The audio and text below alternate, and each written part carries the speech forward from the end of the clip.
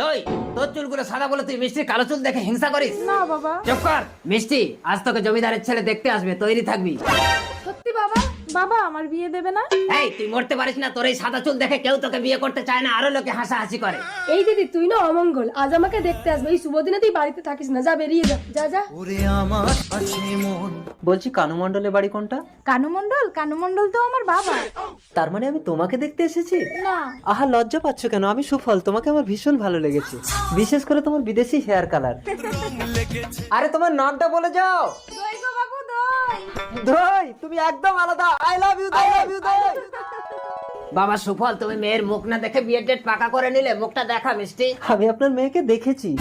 না না, এ মিষ্টি না, ওর মাথার চুলগুলো সাদা ছিল। কি নাম যেন ওর? দই। হ্যাঁ, দই দই, ওকে আমার ভীষণ ভালো লেগেছে। ও তো আমার বড় মেয়ে। হ্যাঁ, ওকে বিয়ে করবো। আসি আঙ্কেল। ঠিক আছে, 28 তারিখ তাহলে দইয়ের সাথেই তোমার বিয়ে হবে।